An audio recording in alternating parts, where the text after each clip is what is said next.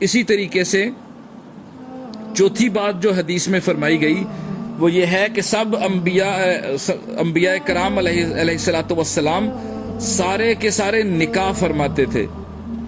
لہذا اللہ رب العزت ارشاد فرماتے ہیں وَلَقَدْ أَرْسَلْنَا مِن قَبْلِكَ وَجَعَلْنَا لَهُمْ أَزْوَاجًا وَذُرِّيَّةً. اللہ رب العزت نے جتنے انبیاء علیہم السلام بھیجے ہیں وہ سارے کے سارے انبیاء علیہم السلام شادیاں بھی کرتے تھے اور ان کی اولاد بھی ہوتی تھی. لہذا نکاح کرنا یہ انبیاء علیہم السلام کی سنت ہے.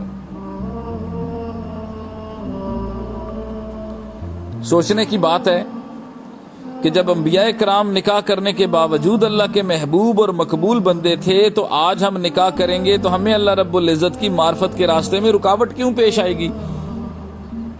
نکاح جو ہے یہ انسان کو پاک کرتا ہے، صاف کرتا ہے. اور افسوس کی بات ہے کہ آج نکاح کی سنت یورپ میں تو بالکل مفقود ہوتی چلی جا رہی ہے، ویسٹرن ورلڈ میں تو یہ بالکل ختم ہوتی جا رہی ہے.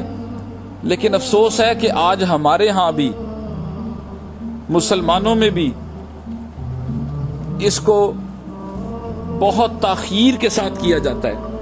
لہذا جوان بچے اور بچیاں نکاحوں کا انتظار کرتے رہتے ہیں اور والدین جو ہیں اس انتظار میں رہتے ہیں کہ بیٹا بھی تنخواہ زیادہ ہو جائے، زیادہ اچھی نوکری ہو جائے، پھر بچے کا نکاح کریں گے. اسی طریقے سے بیٹیاں بھی انتظار میں رہتی ہیں.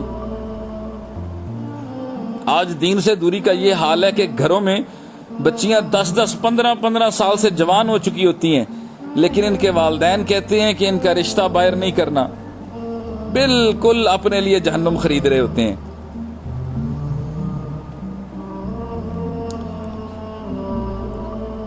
اسی طریقے سے کنوارا آدمی جتنا بھی نیک اور متقی بن جائے پھر بھی اس کا ایمان آدھا رہتا ہے. اسے کامل ایمان اسی وقت ہی ہوتا ہے جب اس کا نکاح ہو جاتا ہے، جب یہ اپنی ذمہ داریاں پوری کرتا ہے. ہمارے ہاں ہمارے بزرگوں کا اس میں بڑا زبردست اور محتاط معمول تھا. ہمارے بزرگوں کا یہ حال تھا کہ وہ جس گھر میں جوان العمر بیٹی ہوتی تھی نا اس گھر میں وہ اس کے کنویں سے پانی نہیں پیتے تھے، اس کے گھر میں کھانا نہیں کھاتے تھے اور برا مناتے تھے اس بات کو کہ گھر میں جوان بچی موجود ہے اور اس کی شادی نہیں کی جا رہی. تو میں اس کانٹیکسٹ میں بات کر رہا ہوں کہ آج ہمیں بھی ان باتوں کا خیال رکھنا چاہیے. ہم نے اپنے حلقے میں اپنے دوست احباب میں دیکھا، کثرت سے دیکھا ہے کہ بیٹیاں ماشاءاللہ 16 17 سال کی 18 سال کی ہوئیں اور بفضل تعالیٰ انہوں نے نکاح کر دیا. اور اس وقت میری عمر کے بہت سارے میرے دوست احباب جو ہیں وہ نانا بن چکے ہیں. سبحان اللہ. تو کتنی زبردست بات ہے کہ بچوں کی شادی جلدی کر دی جائے، بچیوں کی شادی بھی جلدی کر دی جائے. حدیث پاک میں آتا ہے علی رضی اللہ تعالیٰ عنہ کو نبی علیہ السلام نے فرمایا 3 باتوں میں جلدی کرنا. ایک فرمایا جب جنازہ تیار ہو جائے، دوسرا فرمایا نماز جب اس کا وقت آ جائے، اور تیسرا فرمایا بیٹی جب اس کے جوڑ کا خاوند مل جائے تو اب نکاح میں جلدی کرو.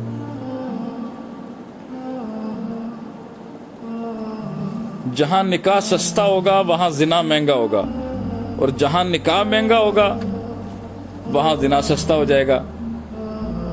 یہ دین اسلام کا حسن ہے کہ اس نے انسانی ضروریات کو جائز طریقے سے پورا کرنے کے لیے خود ترغیب دی ہے کہ تم اس معاملے میں جلدی کرو.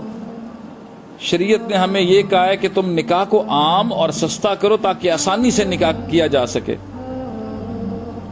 صحابہ کرام رضی اللہ عنہم کے دور میں تو نکاح کا یہ حال تھا کہ ایک صحابی کسی گھر میں گئے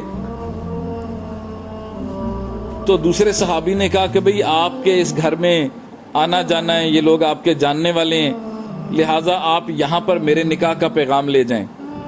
وہ جو 2 صحابی تھے انہوں نے کہا ٹھیک ہے میں آپ کے نکاح کا پیغام لے جاتا ہوں. وہ نکاح کا پیغام لے گئے تو وہ گھر والوں سے کہا کہ جی میرا فلاں دوست ہے وہ آپ کی بیٹی سے شادی کرنا چاہتا ہے. تو اگر آپ رشتہ دے دیں. انہوں نے کہا جی ہم فلاں سے تو نہیں کرنا چاہتے, لیکن اگر آپ اپنے لیے رشتہ لے لیں ہماری بیٹی کا تو ہم آپ کے ساتھ نکاح کر دیں گے. انہوں نے کہا ہاں ٹھیک ہے میں تو راضی ہوں. اسی مجلس میں گواہ بھی موجود تھے, ادھر ہی نکاح کر دیا گیا. جب یہ باہر آئے تو انہوں نے جا کر اپنے دوست سے معذرت کی کہ بھئی پیغام تو میں تیرا لے کے گیا تھا, ان گھر والوں نے میرے ساتھ اپنی بیٹی کی شادی کر دی ہے, تو میں آپ سے معذرت چاہتا ہوں. اور وہ جو دوست تھے جنہوں نے رشتے کا پیغام بھیجا تھا وہ ان سے معذرت کرنے لگے کہ اوہو دیکھو قسمت تو تمہاری تھی یہاں پر, اور میں خام میں جو ہے یہاں پر پیغام بھیج رہا تھا, آپ مجھے معاف فرما دیں. اب دیکھیں کتنا آسان ہے شادی کرنا. یہی دین اسلام کا طریقہ کار ہے, اسی کو ہی دین اسلام نے پسند کیا ہے. جب ہم بھی شریعت کے مطابق زندگی گزاریں گے نا تو گناہوں سے بچیں گے, اور جب شریعت کو نظر انداز کریں گے تو گناہوں میں پھنس کے رہ جائیں گے. آج حالت یہ ہوئی ہے کہ ابھی بڑی بچی کا نکاح کا فیصلہ نہیں کیا ہوتا اور نیچے کی 4 بیٹیاں جو ہیں وہ جوان ہو چکی ہوتی ہیں. بعض اوقات تو لوگ بڑی بچی کی منگنی کر کے سوچتے ہیں کہ پھر کچھ عرصہ بعد نکاح کر دیں گے اور پھر اگلے سال رخصتی کریں گے. سبحان اللہ, یہ سوچ انتہائی غلط ہے. شریعت نے جہیز وغیرہ کی کوئی پابندی نہیں لگائی, بلکہ اس نے تو موٹا سا اصول سمجھا دیا ہے کہ جب مناسب رشتہ مل جائے تو تم اپنے سر سے فرض کو اتار دو. یہ بات یاد رکھیے, بچیاں جوان ہونے کے بعد جتنا عرصہ اپنے ماں باپ کے گھر میں رہتی ہیں اور وہاں رہنے کے دوران اگر سوچ میں کوئی گناہ کریں یا ویسے گناہ کریں تو اس گناہ کا وبال ان کے والدین کے سر پر ڈالا جاتا ہے, کیونکہ انہوں نے ان کا فرض ادا کرنے میں کوتاہی کی ہوتی ہے. تو خام میں کسی کا گناہ اپنے سر کیوں لیتے ہیں؟ شریعت نے زنا میں اور نکاح میں فرق بتایا ہے. زنا تو فقط اپنی خواہش کو پورا کرنے کا نام ہے, جبکہ نکاح میں اس عورت کی ذمہ داری لینی پڑتی ہے, اس کو مہر ادا کرنا پڑتا ہے, عورت اس کی وارث بن جاتی ہے, یعنی کہ وراثت ملتی ہے اس عورت کو. جہاں بے اعتدالی کی زندگی ہوتی ہے وہاں لوگ نکاح سے گھبراتے ہیں, کیونکہ وہ عورت کو ایک آپ سمجھیے کہ صرف ایک کھلونا سمجھتے ہیں, صرف اپنی خواہش کا اوزار سمجھتے ہیں, جبکہ اللہ رب العزت اس کا بالکل کلا کما فرماتے ہیں, اور ایک جائز تعلق کو اللہ رب العزت اس کا حکم فرماتے ہیں.